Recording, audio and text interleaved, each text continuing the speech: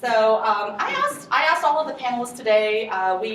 We've known Bill in various different aspects, and so I asked all the panelists to bring stories or memories they wanted to share of their time with Bill. So I guess we'll kind of go down the line, and people can jump in, or if you want to interject from the audience, that's perfectly fine as well. So I guess we'll start with Adam down there. Blair, I didn't know I was starting first. No, that's fine. Well, I really do appreciate Tiffany for having me here.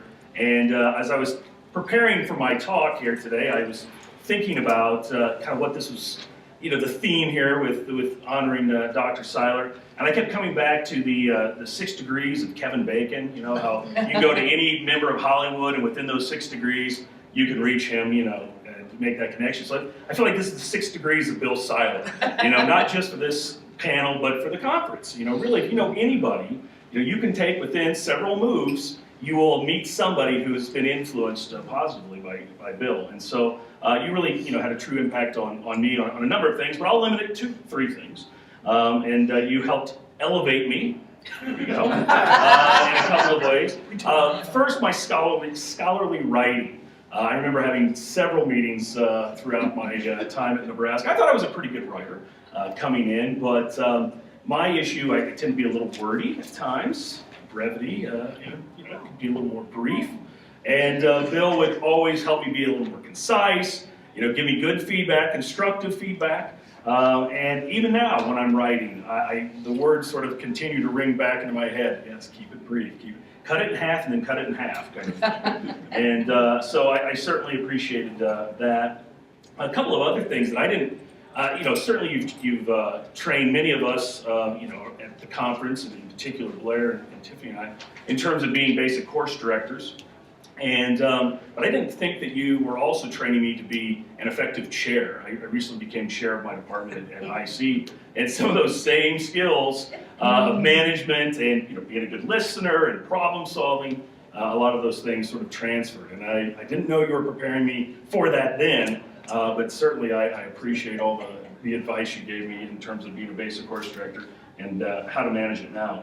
And then the last thing I would just sort of say, and then I'll go on to somebody else, is we recently started a Master's of Education program at IC. We're a small private liberal arts college, so we don't really have any sort of graduate programs.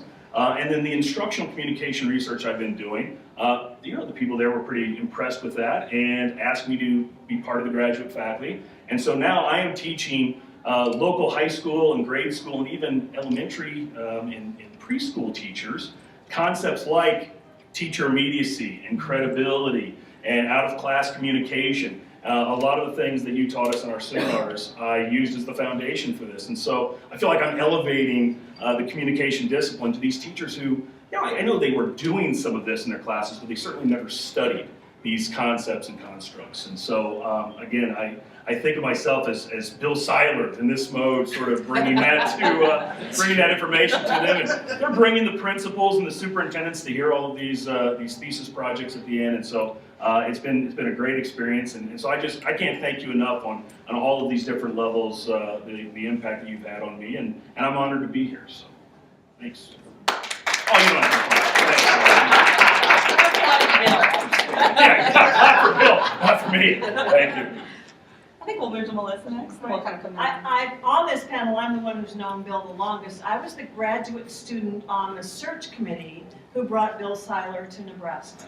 Knew immediately it was the right decision, have been happy with that decision ever since. We've kept in contact over the years. He and Kathy and my late husband and I did a number of things together. My husband and I kept bees, and we actually got Bill and Kathy to keep bees as well, and we learned from each other about that. My husband was the expert, and I was learning, and so we shared that kind of information. And over the years, we've done a number of things together. I was honored when he chose me when I was a graduate student to work with the PSI program, because basic course has changed considerably because Bill had to look at different ways to do it, and he was able to think outside the box and bring in some other kinds of things. And I appreciated that because I'm one of those people who never recognized that there was a box in the first place, and Bill allowed me to be that way, and say, okay, fine, if you're going to be that way, and it's okay. So I did some of the assessment pieces for that and helped with the early development of the PSI program. And then went on back to teaching at the high school, but I still taught classes at UNL. And when people ask me where I'm from, I always say Nebraska, even though I've been in northern Iowa for 25 years. I still say I'm from Nebraska because I am. I'm a Husker and I'm a product of that department. When Bill asked me to work with him on a textbook, I was really honored because I knew that we thought similarly in lots of ways and it would be a neat experience. I had once said that I would never write a textbook because it was too darn much work.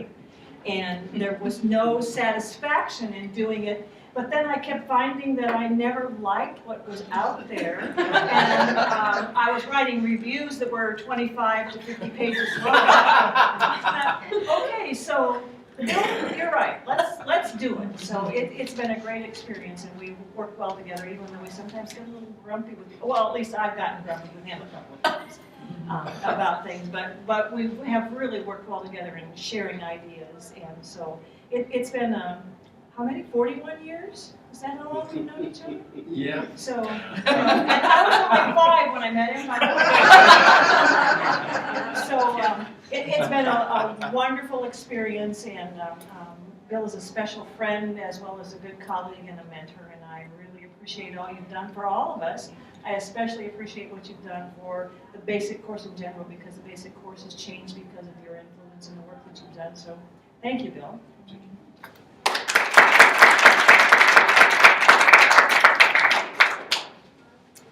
So I'm Steve Hunt. I'm at Illinois State University, and there are a lot of crazy connections going on here. I don't know if it's 6 degrees or what it is, but Melissa was my mentor, coach, and everything, including thesis advisor when I was at the University of Northern Iowa, and I had the privilege of supervising Adam when he was at ISU working on his master's degree, and of course ended up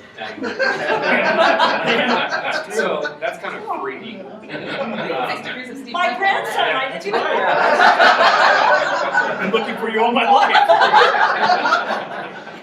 And I think I've probably been under the influence of Bill Seiler for something like 20 years because, of course, going to the University of Northern Iowa, I had the opportunity to get, not to meet him personally at that time, but certainly be influenced through Melissa and the kinds of things that she was teaching me about the basic course. And then, of course, in the last 16 years since I've been at Illinois State, I've had many opportunities to work with Bill, listen to him, obtain his knowledge and insight through things like the Basic Course Conference in Central and NCA, and it's been absolutely fantastic. I'm a little bit jealous, I guess, because I did not go to Nebraska. We like you anyway. You know, as an outsider, looking at the culture that exists at Nebraska and all of the students that we have sent there from Illinois State, and then, of course, one of my good friends from high school, Scott Titsworth, and talking to him about his experience there, just a very nurturing place, and obviously you've done a great job of training people and have significantly affected the discipline in a lot of different ways. I have a lot of notes here. I won't read all of this to you, but I do want to highlight a couple of things. Dr. Seiler's service to Central State's region, to CSCA, to the basic course and to the discipline of communication is profound and significant and substantial. And of course, he was inducted into the Hall of Fame, an honor which he absolutely deserved, but he served Central in a number of capacities, from the Finance Committee to the Outstanding New Teacher Award Committee to chairing various interest groups to being on the Executive Committee, and he's had a profound influence on this organization and the things that have happened here. Of course, he's also held a lot of other positions in the discipline and other organizations that were noteworthy and significant, but he's been conducting this influence for about 40 years. And in that time, he's done a great deal to shape scholarship relating to the basic communication course. Significant issues. In the 70s, and I was looking through his vita just kind of as a way to refresh my thinking and appreciation for his impact, but in the 70s, he was speaking about things like communication apprehension and pedagogical goals of the basic course. In the 1980s, he was outlining strategies for training basic course directors, and In the 1990s, he was working on the basic course and its role in general education, technology in the classroom, the personalized system of instruction, all of those things having a significant impact on the course of the discipline, the direction that we were going, and the things that we were talking about. And of course, it hasn't stopped having an influence on the basic course, and he's looked at a number of different topics that have been noteworthy, including students' expectations of teacher performance, intercultural communication education, assessing student learning, all of which are very important. You don't have to look very far through the corpus of literature that has been produced relating to the basic course to see Dr. Seiler's imprint on that field in a very significant way. And it's too bad that Scott couldn't be here, because I really like the quote that he had for you, Bill, about when he wrote his letter for your Hall of Fame nomination, that basically in essence said that because of Bill Seiler, Nebraska was elevated, you know, as a key place for scholarship and teaching relating to the basic communication course, and that's absolutely true. It was Bill's work that made that happen. In my letter, I wrote that he is one of the most influential communication educators in the last several decades, that he's trained numerous communication teachers and basic course directors, many of whom serve in the Central States region, and he certainly had a profound impact on me as well. And I appreciate everything that you've done for the discipline. I appreciate all the smack talk that has come my way as well. That's been very good in keeping me in line. I do kind of remember a time when we were at a conference somewhere and we were on a balcony. We probably shouldn't have been there. And thanks to Dr. Seiler, we got out of that area that we should have been in. And no harm came as a result. So thank you, Bill, for everything that you've done.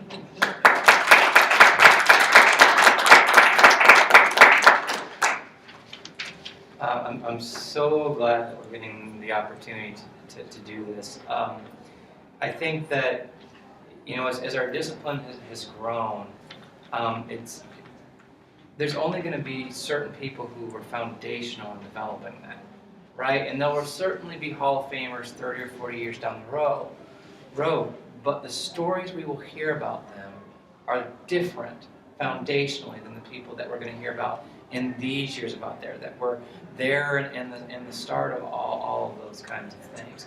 Because one of the things that I think about, one of my favorite experiences related to Bill is my first few times at the Basic Course Conference, and you could just feel his presence there. And you could just see because he'd been there, he was one of the foundational members, he was one of the people who started it. And you would hear the people who were there who had done that, and not all of them are there anymore, and you would hear, it was an honor to hear those stories about how this got started and just the role that it had in developing basic courses and training for people who did that. You look at all the people that he and those folks had trained who are now basic course directors and things like that. They set the foundation for that. You think about that in terms of the University of Nebraska. I love the stories from Bill talking about when they were so under fire where they could lose the department, right? And those battles, and we still face those. But now we have so much more to build off. We have examples of how you do that, and there's documents that people have created related to that. But those folks had to do that the first time, right? There wouldn't be a Department of Communication. None of us as graduates would have even gotten that experience if he hadn't fought those battles. And, you know, hopefully we won't have to continue to fight those battles, but it's interesting to look and hear those stories of what that was like, because it's easy to take for granted that we've got communication departments in our universities and those kinds of things. Those folks like him started those types of things, and that foundation is really important. Things like department chair. We're very rarely going to see again in the future where somebody was a department chair and foundational for that many years like Bill was. That just doesn't happen. It's a different ball game today with department chair. Not as many people want to do it. Not as many people want to do it for long term. It's just a stepping stone to move up to dean and other things like that. And so to hear stories of that, and I think for me across all of those areas, and then I'll kind of go into some more specifics, but I think what made him so successful as department chair and as basic course director and as founder of the basic course conference and things of those nature is that he gives people opportunities and he believes in the people that he works with. And I think those two qualities, probably more than any others, have been what set him apart and allowed him to be in that position. Because if you're going to maintain and be, how many years were you department chair, Bill? Right? 21 if you didn't. Yeah. You can hardly choke it out. I was actually chair only 3 of those 21. Right. But you have to be, one, you have to be successful within your department to do that. And you have to have colleagues who don't always agree with you, but know that you've done what's in the best interest for the department as a whole. And you've had to support them. And, you know, Bill and I have talked sometimes about administration roles and things like that. And one of the things that was probably my biggest takeaway from talking to him about that is that my job is to help the people I brought in succeed, right? It's not to tear them down or support this person over that person. It's to help everyone succeed, and my job is to put the things in place. And I think that's what he's done both at Nebraska, within the basic course, and at Central, and doing those kinds of things. And he certainly has helped me on several fronts, and I think all of us that were his graduate students and graduate directors under him would tell you that he really, now if we did something we shouldn't have to hear about it, but he would give us that opportunity to try different things. I'll give some personal examples just because to kind of illustrate that. He allowed me in my first year to run with different syllabi that weren't standardized and try different things in a classroom. That resulted in me then winning, and several of his students have done it. So it's not just me tooting my horn, but it's just an example of it. I wouldn't have won Nebraska's graduate student, teaching student of the year if he hadn't given me that opportunity, because I won off of the things that he allowed me to try and do, right? That was what the basis of that packet was. And there's a lot of people that can talk about those types of things, that he let you do that, as long as you provided a rationale for why you want to do that and how that would help students or help the department. And sorry, I have allergies right now. He does that in several capacities. Another opportunity, he brought in Joe Sprague, who was an instructor scholar, and that gave me another opportunity and allowed me to connect to other instructional scholars. Some of his assignments are things that still influence my career, the things that he allowed me to do in terms of books that he had me read, or developing instructional units and learning how to do assessment objectives and things like that. Things that I do now that at the time I maybe didn't fully appreciate, like, oh, this is due tomorrow, why did this aspect and that aspect. And there's so many of those things that either led to research I've done down the road or pedagogical strategies I now use with my students that I'm training as master's students. And I think it's those kinds of things that have really allowed him to accomplish what he's accomplished. But more importantly, I think Bill's greater accomplishments are the things that people have done, that he's trained to do those things. Because I think that's where his legacy and influence on the basic course will be just as great 30 or 40 years from now, I think. And because of the opportunities he gave to people. Yes, I do. Well, I can't say that I've known Bill for the longest period of time of everybody on this panel, but I have had in the first couple years of my first position been able to see some of the lessons where I find myself thinking, what would Bill Seiler do in this situation? And yesterday I was on a panel that was focused on what are some tips on completing a dissertation or getting a dissertation finished. And Bill jokingly said that I should just have Bill Seiler be their advisor as a tip for how to finish a dissertation. And I found myself taking a position that was very different than what I expected I was going to take out of graduate school. I think I had in my head I would go to a really large basic course and administer it and work with graduate students. And then I took a very different type of basic course coordinator position. So I thought to myself, how are these skills actually going to transfer if you're doing something where I don't have any graduate students or I'm not teaching a graduate seminar on instructional communication? How can I take the skills that I've learned at Nebraska and be able to translate them to things that are going to help the department I do work in, where I'm working with undergraduate students, I'm working with adjunct faculty members, and I found that thankfully a lot of those skills have translated. And I think one of the seminal ones is the importance about being a great mentor. And I think Many of us on the panel can speak to that. And I just remember Bill saying, okay, you can't just have me handhold this process. You have to be your own scholar. You have to think in your own way. You have to be a strong writer. You have to be able to do it by yourself, because he's not always going to be there to vet my papers or give me feedback.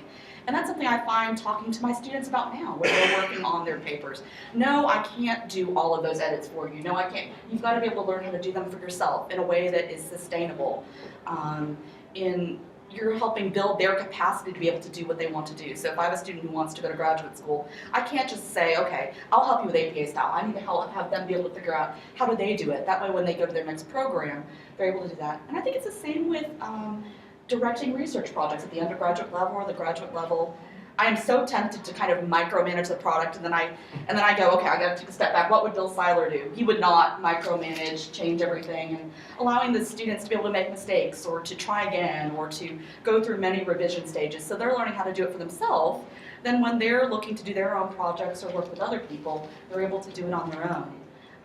And I think the second thing also with regard to leadership is the amount of leaders who are now in the basic course division or in instructional development division or communication education interest group who I'm blessed to count my academic siblings. And so people who Bill has trained who have gone on to really take an active role in the association. And that's something that I find sometimes disheartening, where once you've gotten that job on the market and you go to your first department, you are overwhelmed by everything that's happening. And I think something that sometimes suffers are professional association involvement suffers, and people, it's too expensive, or you don't see the value of it anymore, or you wonder, okay, well, my grad director's not telling me that I need to go to this conference anymore, why am I going?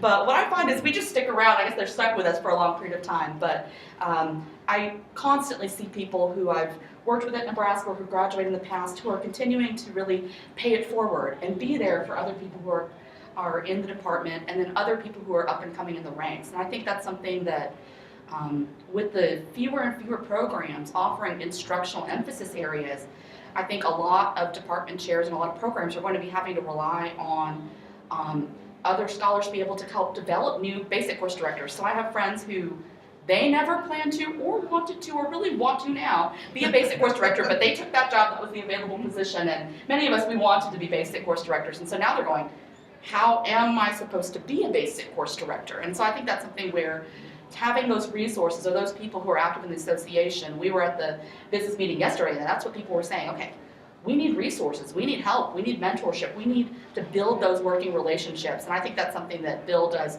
a masterful job of doing, finding a way to be a mentor and be supportive, but also let you personalize it in a way that you can be your own basic course director or your own scholar or your own teacher and be able to do that. And then last, I think what Bill's always said to me is when you're a teacher, you should do what's in the best interest of your students, maybe even if it's not what you would personally select. And that's something I've seen. He's just been constantly invested in continuing to reinvent and reshape the courses or the basic course in a way that better helps our students and adapts to their changing needs as they move through their basic course classes, which is often the front porch courses, Steve Beebe would say, for getting new majors. And so I remember I came in at the very tail end of the PSI paper testing process where we had, I think, filing cabinets full of folders and papers, and I'm a person who loves things to be paperless, so I got really frustrated with that, and so I remember talking to Bill and going, would there be a way we could automate this or do this a little bit differently or do it online? And we talked about it. I thought he would for sure shut down that idea, that he was not going to be willing to do that, but he was willing to talk about it if you had a rationale for why that would be helpful or why that could be better serve our students. And was that a seamless process? No. We still are kind of, I'm sure, having some iterations of it. But just being open to talking about it and having that dialogue and having different groups of people talk about it. So when students are coming in and going, this is really not working, I'm unhappy with how that is, he's always the person who's like, let's talk about it. Let's find a way that we can make it work for you in a way that's best for students. So I still find myself doing that today in the classes I teach. Okay, I think I know the best way. I've read the literature, I've done research on things, but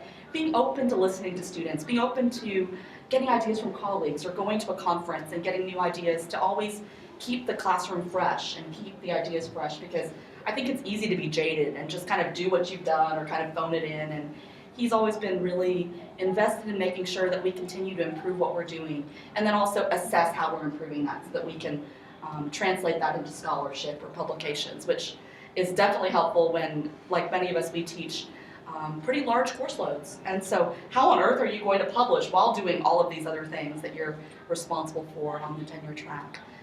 So we've shared a few ideas, but I want to leave a lot of time for others to bring up stories they have with Bill or similar experiences, maybe divergent experiences. And so I want to turn it, I guess I'm going to turn it toward the audience so we don't have to be on camera for this part of things. But I'm going to do that, and then we'll end with Bill's response after everybody has done. Let me see, am I getting everybody?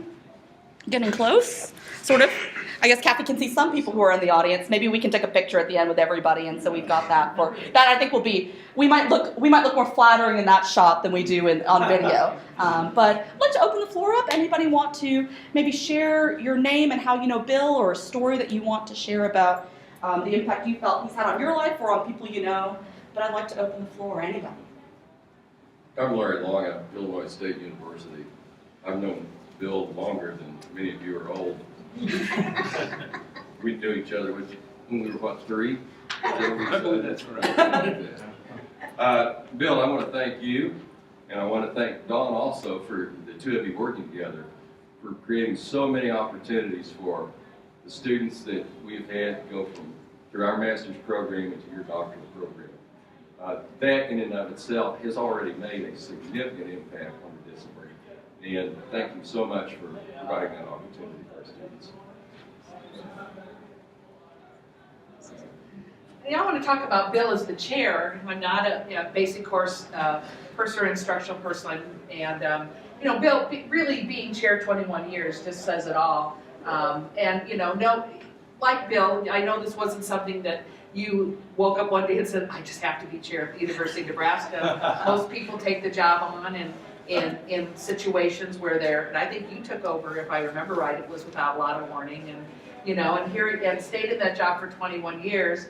Makes people like Larry be really tired to think about. And I'm so old, if it was 21 years from now, they'd have to carry me out in a box, and they might anyway. I mean, it really is just an accomplishment in of itself. Bill is just a gentlemanly and kind person. And we've become great friends over the years, and especially when he was chair and I was grad director.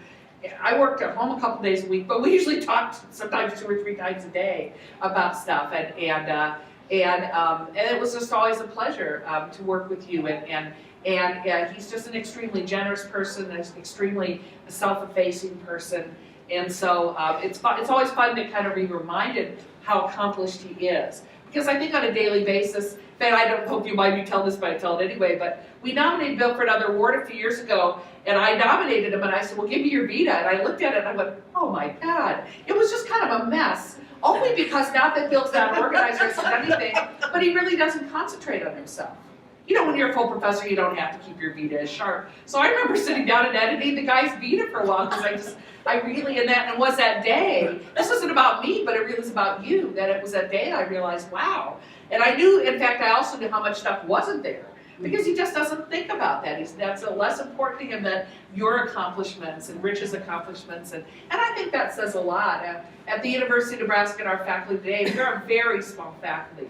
If you really look at the influence of Nebraska, it's come on the backs of a tiny faculty. And Bill's just kept that ship together really well, and it's a big responsibility, I feel, to try to keep it together. And he hired all of us but one now. And even that person started working there under Bill's leadership. So, I really appreciate you as a good friend and a basic course director and scholar in person. And, even just enriched my life getting to know you and work with you. So I was so pleased when you were honored with the support list here. And it couldn't have gone to a better guy or just a nicer guy. We'll come here and then we'll work our way back.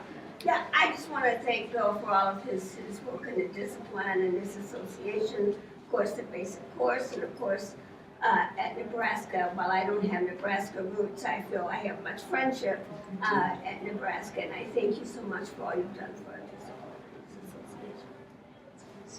Okay, we're going to move our way back. I know quite a few of you, but I'm Donna Pulowski. I was at Nebraska the year that we were maybe going to be cut as a department. And Linda and I came in together, and Bill was the chair, and really held all of us together when you move partway across the country and you start your PhD program and you think all that is smoothly, and then about a week later you hear the department and everything might be shut down, you panic, you freeze, and with Bill at the helm, he just encouraged and supported all of us and said we could do this, and brought in Sam Becker, I think, Sam, to speak on our behalf and all kinds of things, and just really orchestrated it so that we didn't have to necessarily worry as much about it. It's not like this won't happen, it's how are we going to keep it, and it will happen. And he has been that strength and that guide ever since.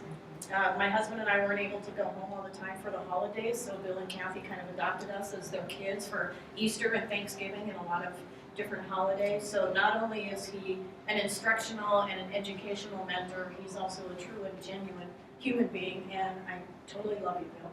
Oh. If you ever got home for holidays, he's the greatest dish doer. He's a machine.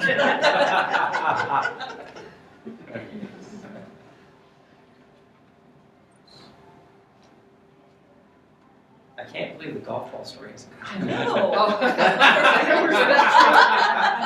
Maybe Bill will tell the golf. Do you I saw Rich's hand. Rich's hand.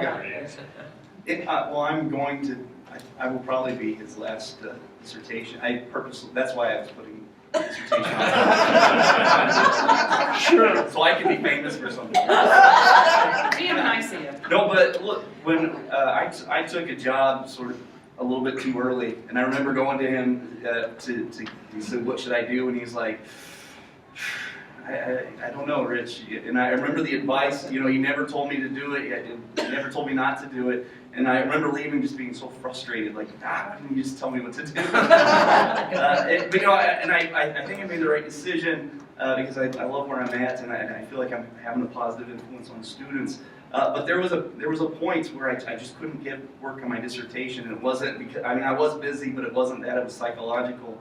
And I was going to the basic course conference, and you called me and said, hey, I'm going to ride with you. And I panicked. I thought, this is it, he's going to kick me out of the program.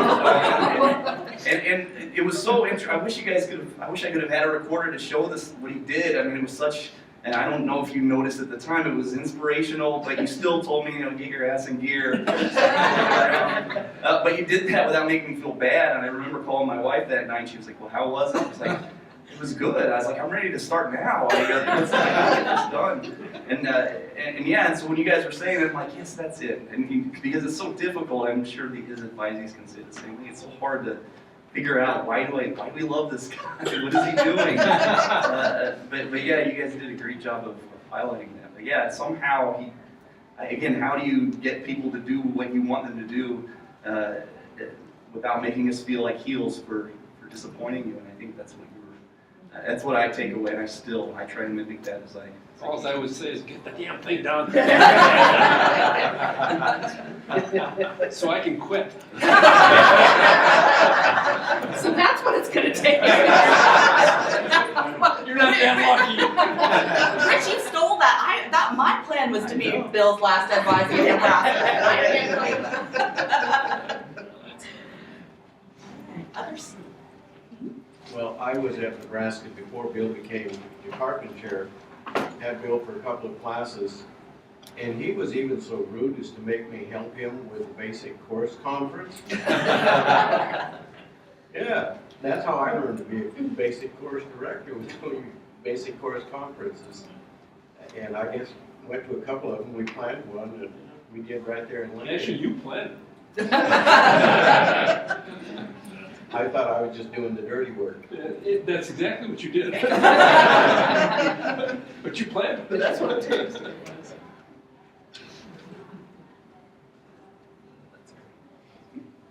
We'll come back, I guess, Linda go next. Whoever wants to speak up, we don't need it. Okay. I just, everything that you've already categorized and explained, we all run the risk of saying, well, I agree, but in a different way. And I know that when I was at Nebraska, I decided to go for my PhD after my husband had made the decision, and I thought, well, I'm going, I can do this too.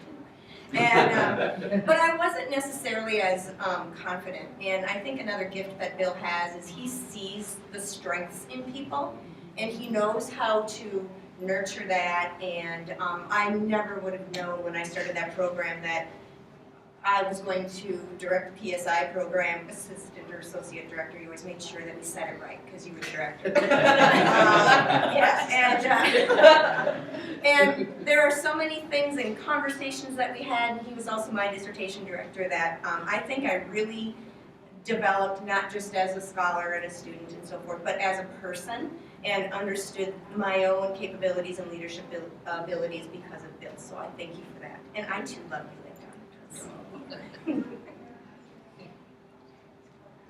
I'm Deborah Japp, and I'm at St. Cloud State University. And like Melissa and Arlie, we were all just 5 when we were at Nebraska with Bill. When Melissa said it was 41 years, I looked back and realized it's 38. So, I was a graduate student in the master's program about the first time they rolled out the PSI program. The first year I was there, I taught traditional sections. Second year as a master's student, I was in the PSI program. And then moving on to the PhD program, we were asked to rank what classes we wanted to teach as a graduate student. And I put PSI 99 on my list. So I had 1, 2, and then I put down there 99. I got a little flack for that. But the joke is on me in the best possible way. About 10 years ago at St. Cloud State, I and several colleagues took part of our very large introductory course of 2,400 students a year.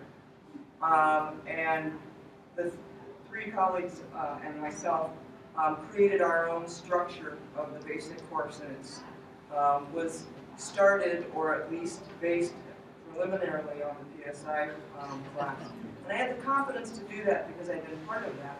But I also had the confidence to do it because Bill was very generous with his time and very forgiving of my 99. So I thank you for that, Bill. I wouldn't have done it without knowing that I could come to you for help and support.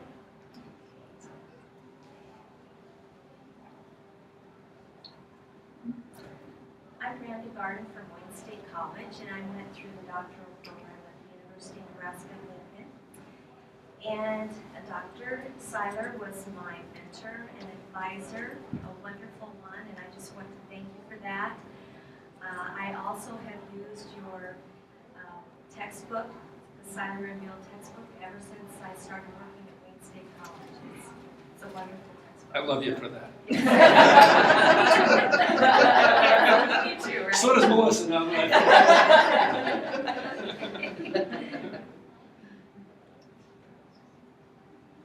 I guess I can speak. I've been kind of hesitating because pretty much everything I have to say about Bill is sort of laced with snark.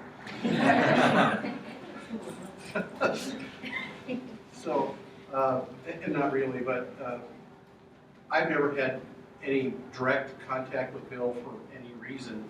I've never been to school at Nebraska. I went to Nebraska one time, but you know, I don't think I even ran into Bill then. So I met Bill through the basic course conference 30 years ago, I don't know. And he was the old guy then. So one of the things I learned from him that he's actually quite good at, which I assume everybody in this room knows, that his ability to look like he's wide awake when he's not. Sometimes that fails him. I have several pictures of him. I'd be happy to share them with you over the years of the basic course conference. One of my connections with doing the 6th degree thing is with our pal Don Yoder, who was not a PhD student, he was a master's student. And so, you know, that connection, Don and I have been pals for a long time. And so that connection was kind of brought me a little closer to Bill. But most of the stuff I've done with him has been through the basic course division and conference. We played a good deal of golf together, kind of here and there around the country. I've never managed to beat him, but I think he cheats, so but he's the kind of guy you really can't hold that against without proof. So it's been a pleasure. Bill has been a good conversational partner, and one thing I guess I've picked up, this is again indirect, but from listening to a lot of folks that I know who Bill directed their master's thesis or dissertation, or somehow influenced along the way through going through Nebraska, was that, and I've heard it reflected here this afternoon, that how I capture this empowerment. What he tends to do, this is what I hear from people, I've never benefited from it, but what I'm hearing is he seems to empower people to step up, make their own decisions, and he's back there, kind of encouraging you, nudging you along, dropping little pieces of advice when he can. And having been on the other side of that fence, and I'm sure there's several people in the room that could say this, that maybe you completed your PhD program or especially your dissertation in spite of your advisor in committee. He's just the complete, from what I hear, he's just the complete opposite of that. And you can tell the people that take that to heart because now they're doing it, as opposed to being, I hate to use the B word here at Pleasant Company, but bullying people to do things or advance their own research or those kind of things. And it's just a real, so I picked up a lot from there. And I see it come out, and actually I think of Bill every once in a while when I do this, review articles or manuscripts for journals and stuff, and I try to treat it as a constructive experience for me, because that's my primary interest, is how this affects me, but what can I do to help this person along, not discourage them? They tried, even okay, maybe this is a mess. What can we do to try to herd this into place so we can do that? And so, if there's any indirect, and I don't attribute all this to Bill, part of it's because I'm just a really great guy, but part of it is I really do think of him every once in a while when I think of how to go about doing that. And there's people you don't even know. So I can see, just sitting back from kind of the outside, I can see sort of a broad spectrum of love and influence, and it's all because of Bill. So I'm pleased to be here. All right, I'm going to transition it to a second question. This is a pretty long discussion question.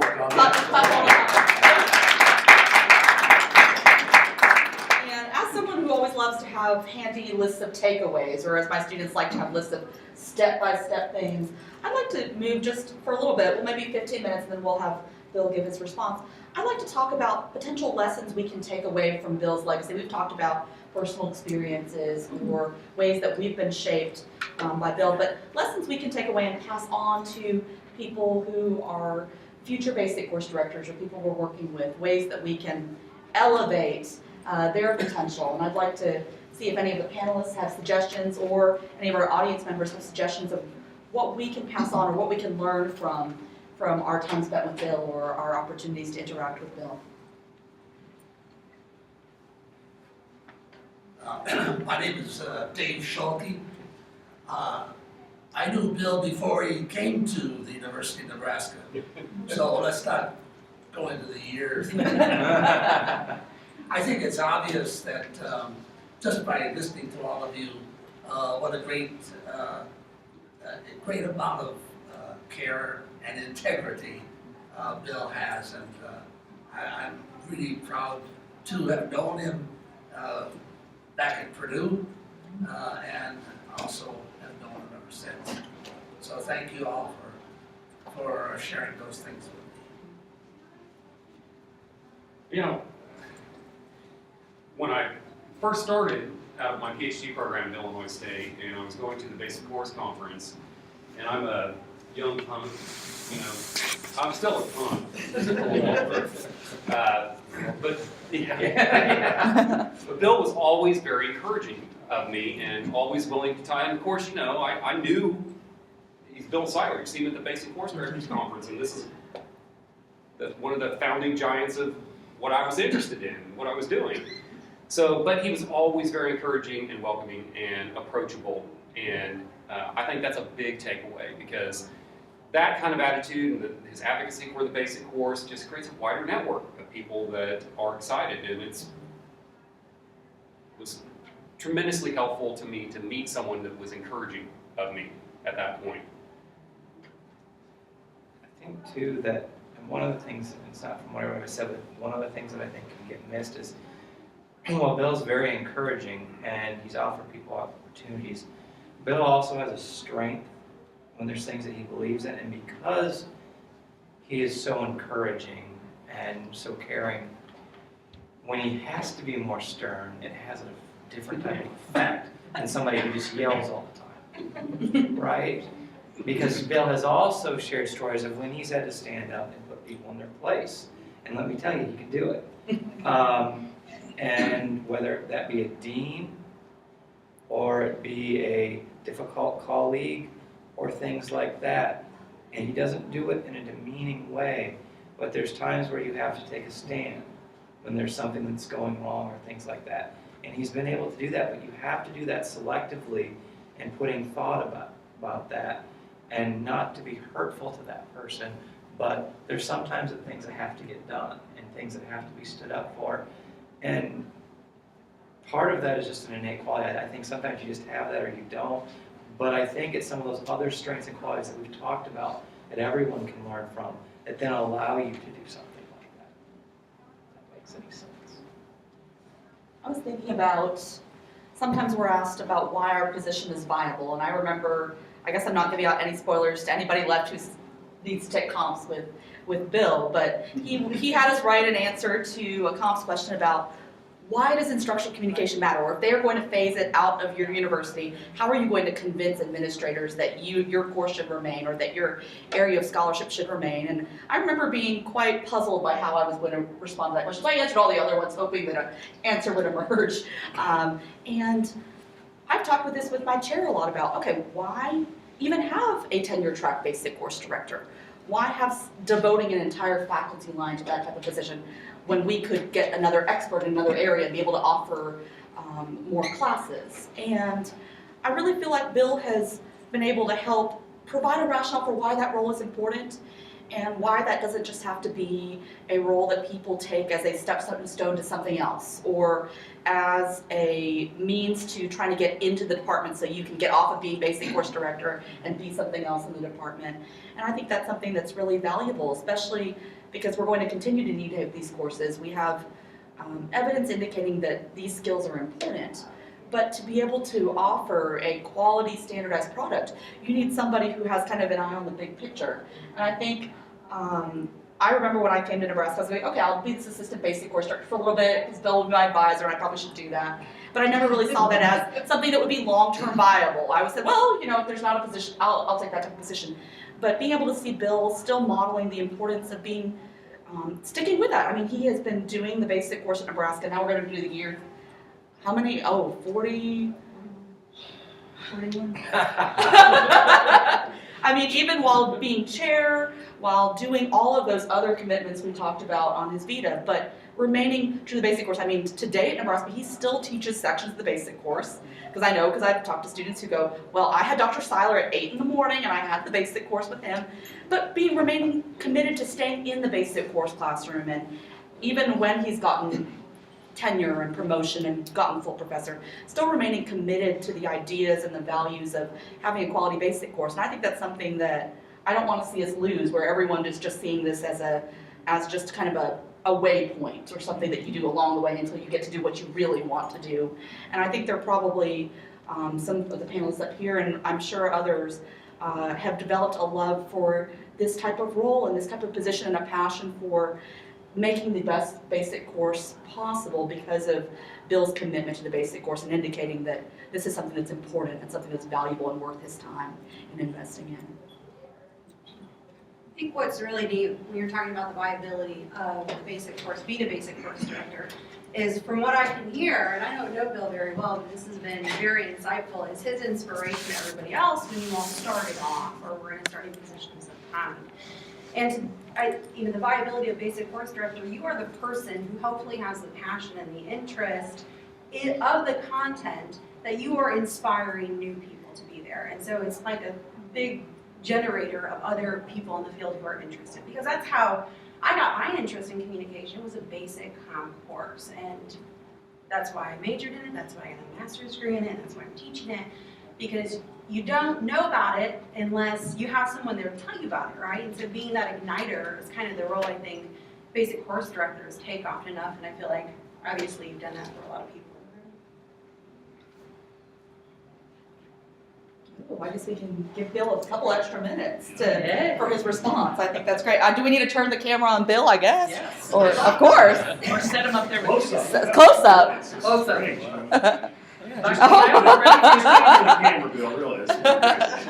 Or if you want to come, I can turn the camera around. Well, I think I'll just sit here and talk for a few moments.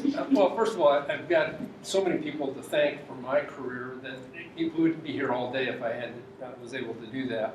But the person that's probably most inspirational to me is my wife, Kathy, who made my life really a joy in so many different ways. And when you have that kind of support from a home base, makes a great deal of difference. It makes life a lot easier. Lots of times, I tried not to take work home with me, but there were lots of times where I had to share things that were troubling, but I never tried to make a mountain out of it. But that was one blessing for me. The other blessing was getting the opportunity to teach at the University of Nebraska. It's probably one of the best things that ever happened in my life, other than my wife and kids, and now grandkids. Another blessing that one could mention. But I think the opportunities for me at Nebraska allowed me to use whatever potential abilities that I had in the best way they could be used. As many of you know, I'm not the best and brilliant scholar that a lot of you are, but I depended upon the resources that were available to me. And the one nice thing was the ability to find strengths in other people that could build my strength, but generally I tried not to take the credit for those successes. I tried to always distribute it and distribute it in such a way that I felt was appropriate for me. Being chosen to be a department chair, that was kind of my nightmare in a sense. What happened was Jack Kay, who was the department chair at the time, decided he was going to take the headship at Wayne State University in Detroit, and that's kind of where he was from. So he left, I think it was in July or August. The dean came to me before the semester started and said, "I'd like for you to be the new chair." And I said, "No, I don't want to do that. That's not me. I don't like that kind of thing. I don't want to do it." He said, "Well, you won't like the alternative." And then he started giving me the alternative, so I ended up taking the position, and I guess 1 year later, I did such a good job, the department was under the crunch of the budget, and we were going to get axed. So the legacy that I can leave there, I guess, from that standpoint. But I think of the people here and what you said, and I wish I had enough money to pay each of you for that. But you know, it's all about relationships, and without the relationships that you have across the discipline, nothing really makes any importance at all. And through the basic course, it was my passion. I loved it. I can't say I was a founder.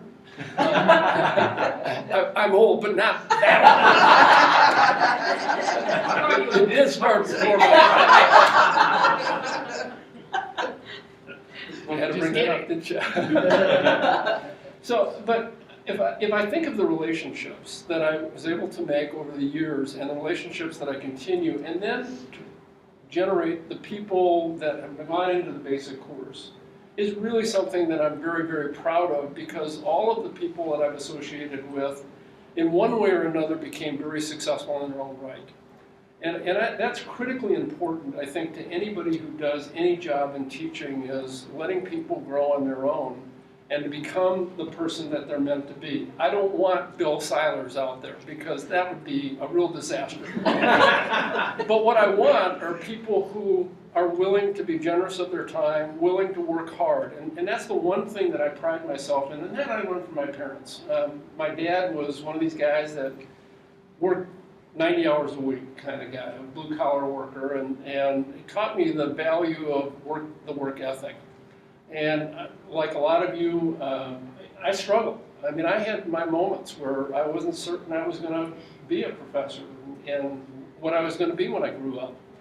And it's funny how things lead from one thing to another thing. And I'm thinking of Dave Schulke back there, and the reason why I think of Dave is he gave me the best piece of advice, and I passed it on to some of you, but probably not all of you. And that piece of advice was, if you're going to get into a PhD program, the very first thing you ought to start thinking about is what your dissertation is going to be. And as a result, I started doing a lot of research and building off of previous projects. And you got to realize, back when I was doing this, it was a portable typewriter, a lot of carbon paper, a lot of blue fingers, a lot of erasing things, and it took forever to do something. So today, with the little computers that we have, obviously it's a whole different ballgame. But the faculty that I work with, and I was really blessed, you know, over the years I worked with some really great department chairs that I can go back to Gus Friedrich, Jim Klump, who worked as Faneuil as a department chair, Jack Kay were all mentors of mine as far as department chairs and how they handled the job and the kind of hours they put into the job itself. I think about the faculty that I was able to work with in my early years, taught me some lessons, some not so good. To be honest with you, the first couple of years at Nebraska were really rough years for me and for the faculty. We were a larger department, there was a lot of infighting, a lot of things that went on that were not pleasant. And I decided that I can't involve myself in those things. I've got to do what I can do to keep myself going and not worry about all these other issues. And fortunately, I was able to manage to get through the tenure process and promoted and so forth. But then, when I became chair, the one nice thing is I hired some phenomenal people. That is my legacy of anything that I can think of besides, you know, people that have gone into the basic course and some of my PhD students, is the faculty that I hired since I became chair. Now, I made some mistakes, yes, and there was no question about that. And well, I'm not going to go there. But yeah, it's a couple people that didn't get the tenure or decided to leave for other reasons other than I think they didn't like Nebraska. But the last crew that I hired, and Dr. Braithwaite suggested that I hired all but one, and I indirectly hired that person, I suppose. I even hired one person prior to my becoming chair, which is I'll talk about tomorrow at Phyllis Japp's memorial presentation. But is the people that I hired are just generally good, nice, hardworking, decent, ethical people. It made me look good. And when you have that, all you have to do is sit back and let them do their thing. And they did their thing.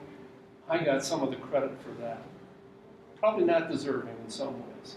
But at the same time, that's what really is valuable in life when you think about it. You can get your family together, you can get good people to work with, you like what you're doing, and the people you work with treat you well. What's there to complain about, right? And so I really want to thank each of you and all of you for, first of all, there mustn't have been any basketball games on because you came to this.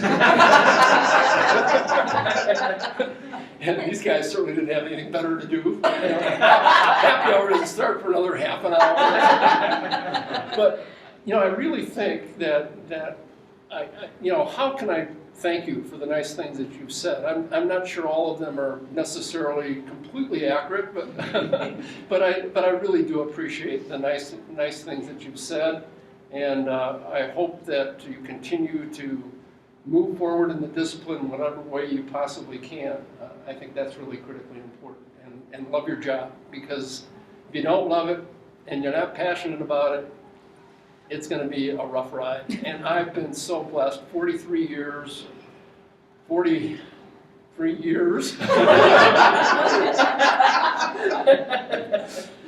But it's been a great ride. I have absolutely no complaints. And I wish I could say something that I could be upset with or angry with or do something about. But how can you complain when you've been around people like you guys? So I appreciate that. And thank you very much.